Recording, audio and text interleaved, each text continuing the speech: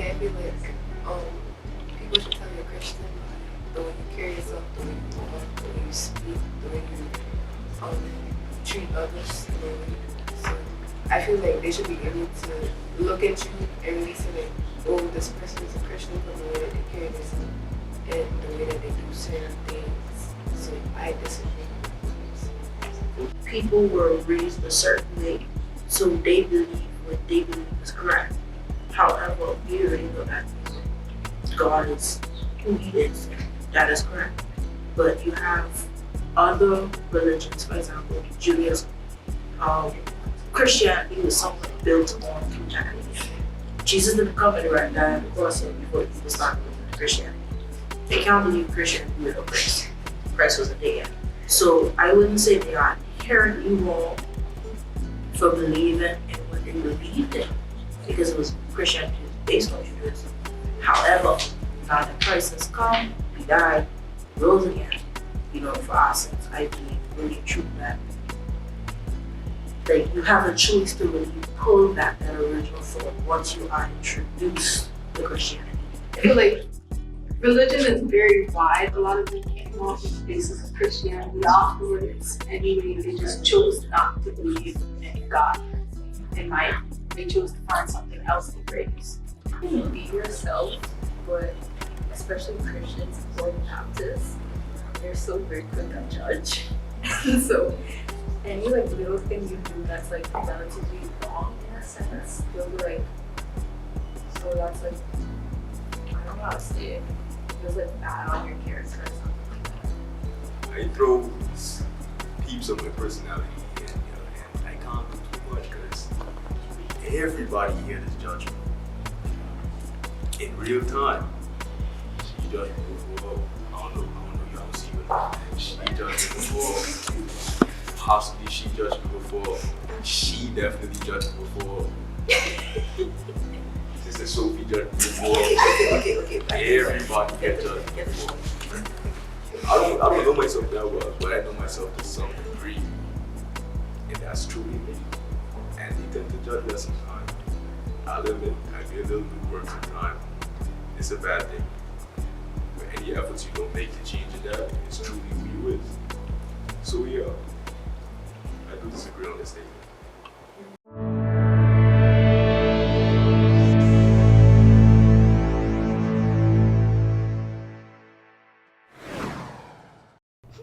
Christianity and star signs go hand in hand. What? Can you? This disagree. Right? Christianity and star signs go hand in hand. Hi. So all in all disagree with that statement. Yes. In the Bible, it speaks against going to people that read horoscopes and familiar spirits, King James Version, or people who do that obey stuff. That's where horoscopes come in. Because where in the Bible you see, Jesus was a Pisces. Pisces. was a Pisces. Or what I think A Cancer or a Gemini. Nowhere was that in the Bible. The Bible don't believe in looking into the great stars above to know, it's a rising Are you moon, compatible? So I'm going to sleep good tonight. I can't talk to this person because we're not compatible. If you don't talk to that person, it's because that person got demons. Nowhere in the Bible does it say, you could look at horoscopes and you could believe that Jesus died on the cross. Yes, I believe Jesus died on the cross. What star I born under don't got nothing to do under that. The star I born under the star David. It's different things, star signs and whatever, they don't determine the future of any events. God does. Not how the stars align in the sky and the names of the stars and constellations. How to pick your personality. I believe my views are invalid when it comes to religious conversations. I repeat, I believe my views are invalid when it comes to religious conversations. Can you put in an example? Yes. Before you move, the views as in what? I think because sometimes when you get a fresh perspective on a certain topic, it opens your mind up to I don't know how to explain it, but New possibilities. yeah. Expanding off of how you feel too, it helps you learn better and understand yourself and your religion. So Okay, what? Say the actual question. Say the actual question. The statement was, I can't be my authentic self around Christians or in church. Around Christians? Or in church. Wait, you can't. This is agree or disagree? This is agree. That's Do you believe you can be, or do you believe you can't be? I was on the wrong side. Disagree. You believe you can be. So how Do y'all you believe agree you last can time be disagree? your Let's authentic go on self in that side church, of or you. do you believe you can be your authentic self in church? Wait, if you can't be. Y'all saying y'all disagree that Agree? you can't be your authentic That's self. disagree. Who knew to Being this? your authentic self in church. Thoughts, opinions. Like no mixed personalities. You one Okay, go personality. ahead, Jay. What you got to say? I wouldn't say that I can't necessarily be my authentic self, but there are some parts to myself that I would have to tone down that would lessen the authenticity. Like, for example, the other day when I was on the pulpit preaching, shoot, I don't even want to say the word in case God strike me, because, you know, growing up, there are certain things instilled into you that, you know, when you come in church, you can't do this, you can't do that, don't act this way, don't act that way. So, how you see me act on the soccer field, I never, ever, ever. You can't bring that to the sanctuary. Bring that into the church. For God strike me down halfway through for shouting, and it's not shouting praises. Oh God, please.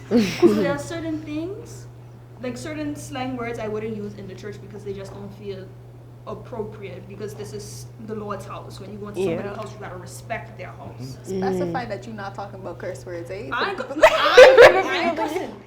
God, please, you know my mommy. The Lord would tell my mommy in a dream that I come back to you, but not cursing, but like I can't even say the word because, like, yeah. But it's not that I'm not my authentic self, but I'm just lessening the intensity of it to a appropriate degree. I mean, before we already said that we feel like the judgment you would get from being your authentic self, because it's not the Christ life you should be living. Everybody think you should be living. You can't sin. You got to be perfect. You would get a lot of judgment for the tiniest slip up. That's why we disagreed the first time. That in itself is tied to identity. Preach, preacher. For me personally, I would like to say that my identity is rooted in Christ. So when I'm in church and around other believers, I don't feel like I'm necessarily not being my authentic self. Yes, I may, slip up or may do wrong, but that's a part of being human and being authentic and genuine. Yes, there are times where you're outside of the church, as Jade said, on the soccer pitch, or soccer field, my bad. And, you get, riled up in the heat of the moment. Yes, I would say that, there are certain things that you would do outside of church that would, not be, I guess, appropriate for church. But to say that you're not really going to be authentic, or you can't be seen as your authentic self, even with that, I'm not too sure if I necessarily agree, if that makes sense, Because at all times, people kind of are authentic to what they are. Because like what I was saying before, not everybody is at the same level that they should be in their journey with Christ. So obviously, you could be at a different place, Pastor Dorian, I ain't gonna lie with you, then us could be, you can get less mad than probably the people over here would get, judging by us saying we agree. But we're not saying that, like what Jay said, it's not the full authentic version. You have to change certain things because you can't bring that in church. Yeah, you gotta kind of water it down. Yeah, of course you have to be respectful because you're in the Lord's house, obviously. But when being around other believers, not necessarily within church, but around them. I don't even watch it. I threw fire on it completely. I kind of feel like also people don't know you well enough to know what your authentic self is. That too. To where they can be like, oh, that person is authentic to, like, you get what I'm trying to say. The picture that they have of you in their mind. So I get it. And like to also piggyback off of that picture, like let's say like you're in the church, they have this certain mindset on you. The second you decide to say, let me show my true self, they will, I don't want to say they'll bash you for it, but they're going to be talking about it. Yeah, there's going to be you will see the change. A level of judgment really see the from change. it. These are black people in the Caribbean. Where am I? I was gonna say my English gone because people. The authentic snack, the authentic self. Yes, like something like that. I mean, like as human beings, we all have pre-established opinions on people even before we really know them. So whether or not that's how you actually are, they already feel a certain way about you, whether because of who you hang around or who your peoples is or all of that. So I agree with them, but like that's why some young people like shy away from the church nowadays because they feel like they can get the judgment there. But the church is supposed to be a hospital for the people. You're not supposed to be perfect or the church is supposed to be somewhere you come and they help you and But I get that from a lot of young people. They shy away from the church because they feel like they can get judged. In addition to what Ashley said, not only do the young people shy away from church, that's why certain conversations that need to be had in church are not had in the church. Because nobody talks about it in the church because everybody's trying to uphold this, I don't do this, I don't do that. Like they never did it. Like they never do it before. Let's be realistic. There are people in the church who do some things and they're like, boy, I'm taking that to my grave. There are certain conversations that we as youth need to hear come out the church. Because the way the world is going, baby, it's not looking too good for the church. Like for example, it's June. Your lovely people know that it's Pride Month. You want to start talking about gay people in the church? I'm sorry. Hey, relax, tranquilo. Let Jay say what she said. Nobody out, but I'm saying sometimes the church needs to stop trying to sugarcoat things and be honest with us. I actually understand what Jay is trying to say though, because imagine if someone in the congregation is actually struggling with something. Exactly. But because we don't want to touch that topic, it's too sensitive. Taboo, bro. You can never get to that person, and they end up falling into that sin, That's falling why into that trouble the church too, because they don't feel the connection. They're exactly. gonna be too invested into it. So what I'm getting here is we got preachers in this congregation, guys. These people preaching you Sundays. Yes, those two again. I have a new statement. I believe the church needs reform. Amen. Yeah. Amen. Let me stop. Amen. Agree side. Agree. Yes. Hold on, let me come to the front. Standing firm in my answer.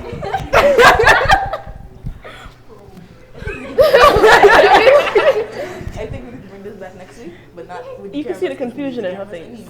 Reform means like something needs to change in the church. Like a change. Whether it's the whole thing or a part of it.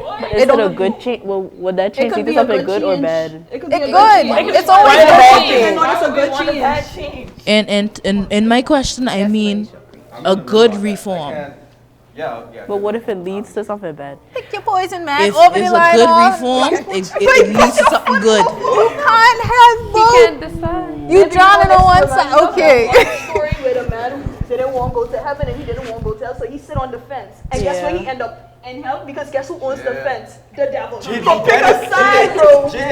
Okay. He picked the side. He scuffle over to the other side. You say that after he scuffle over. That she would like to No cuts. specify. Yes, I feel What do you Because mean? she hesitated there, right? And there's a reason for that. I think the mic pick up what she say though. She say food. No. Anything else you want to? No.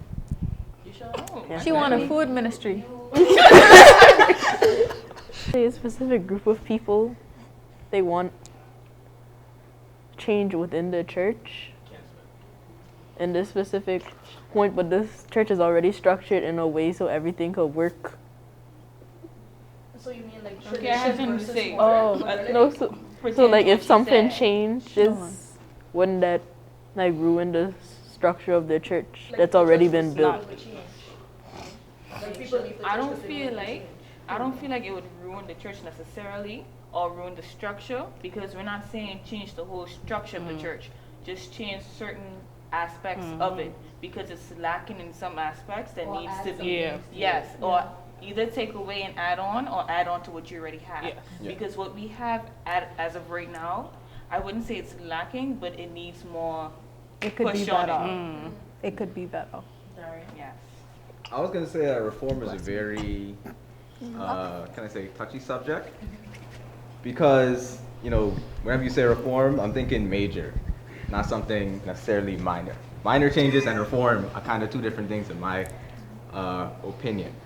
So when you're looking at a reform, when you're making changes to things, you have to make sure that you're still rooted in the fundamentals of the faith itself. You can't just go ahead and say, hey guys, let's change everything up and make sure that, and do this different thing.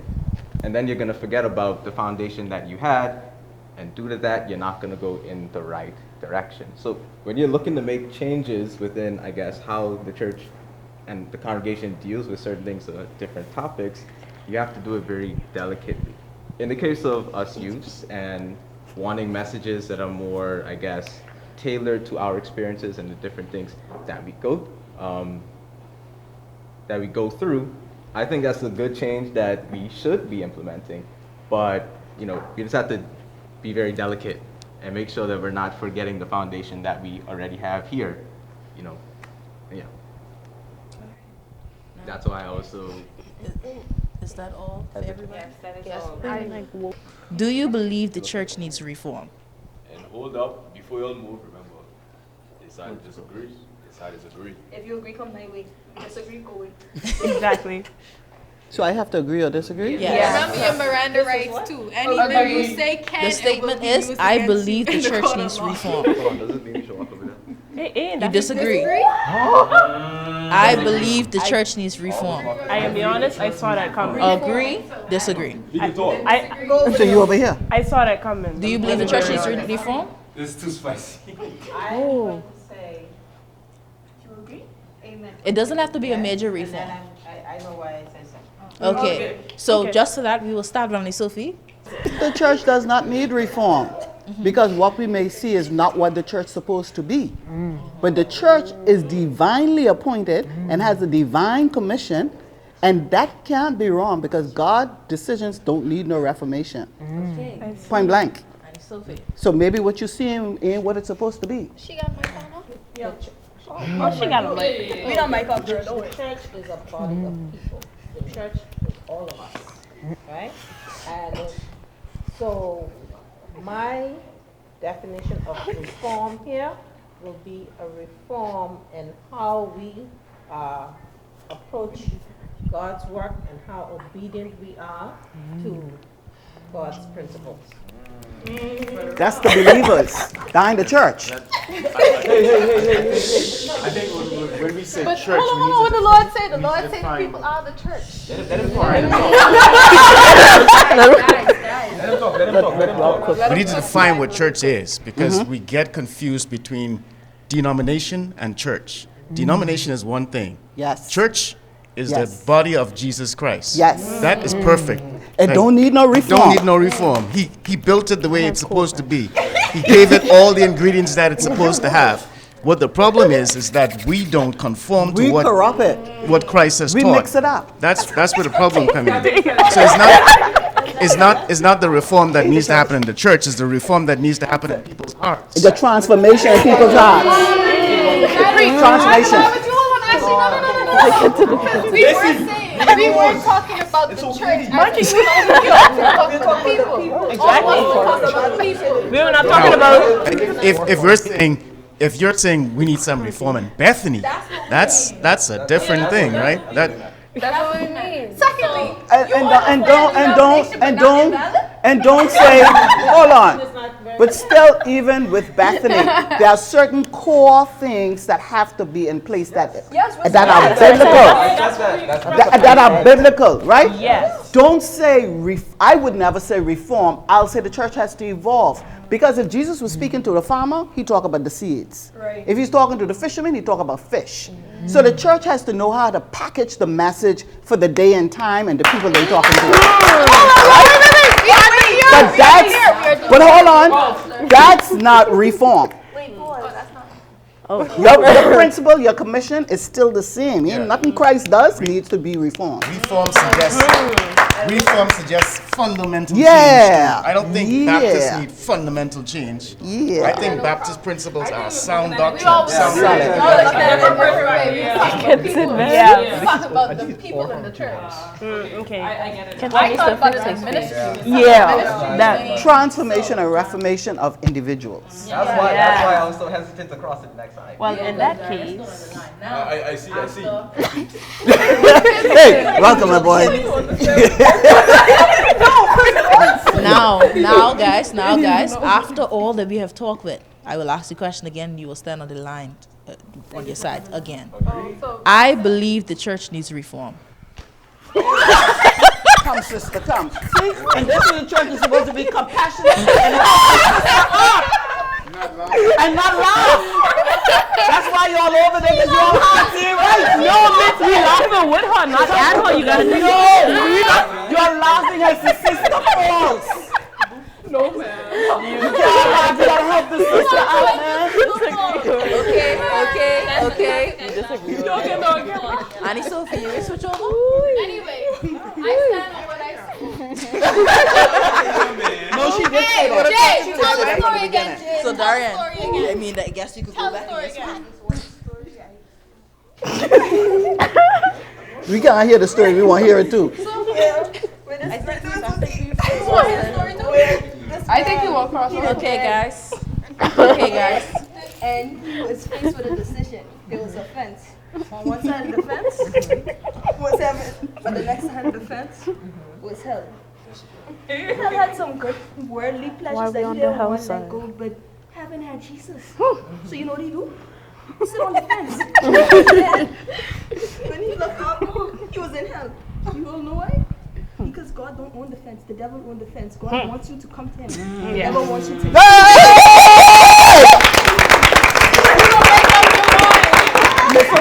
It's either you on the fence What you see? them, or you What over you the see? fence. Okay? That there needs total reformation. Because fundamentally you're wrong. When you're dead, you don't got no choice. Obviously, Point blank. But good story. It's the moral of Good story. We stand on what we say because we were not talking about the physical or what You see? Wait. So what I do? well, hold on. So let me tell you why no, and this is my final comment. Let me tell you why what you're doing and standing on is dangerous. Because people will always sin. Right? Listen to what I'm saying. Don't because if you decide the church with the flawed people is what you expect and what it should be, then you have a problem. The church has to keep its eye on the real church foundation, right? Because if you keep watching the flawed people, you can lose your way, right? So when you start talking about the church, keep it clear. Yes, we are the believers. We make up the church, but we know what the church commission is. And if we mess that up, that don't mean something wrong with the commission. That's what you got to understand. Right? I feel like, after the distinction that Sister Charlene made between transformation and reformation, I think I'm going to stay on this side because to say reformation means you're changing something intrinsic, fundamental about the faith itself. But in the sense of transformation, that's something that's, continuous, something that can change. Yeah. So, changing something that's fundamental to the Christian faith, obviously you'll be stepping into the bounds of heresy, which is not true. Come, girl. Come, girl. Honestly, you could put this in a basketball context too, because I don't understand Hold basketball. on. No. Let him go. Because he's talking to some basketball players. Let's go. His opinion is valid. They got a point though. Come forward. Come forward. Continue, let him talk. His opinion is valid. Whether he thinks we're valid or invalid. Talk basketball players. you could change the play, but you can't change the rules of the game. Correct. Correct. A forward could mess it up, but that ain't change the role of the forward. That's right. Okay. But I can speak. But I stood over here because I was not talking necessarily about the church foundation or people in the church. Though you could argue, because earlier we were saying people in the church tend to drive away more people who come into the church. But I'm mainly talking about the ministries in the church. I think they should be reformed. Some of them should get scrapped and start over. What? Oh, well. That's a topic for another time. No, I think you need to take the word reform and use transform instead. Yeah. It's a better word for what you're trying to explain right there. Yeah. You can't fundamentally change the ministry of giving or the ministry of... Correct. Okay, Brother Robert's going to have the last word on our side. That's the last word. Yes. It's not about the message, it's about how you say it. But you could transform... Brother Robert's going to have the last word on our side. I think we had this similar discussion in the fellowship while we were talking about basically be the change that you want to see happen. Yes. right? If you think fundamentally ministries ought to change in Bethany, start agitating for that and saying how you want that to change, and start putting ideas, initiatives forward to say, this is how I think the ministry should be. Start agitating for it. All right.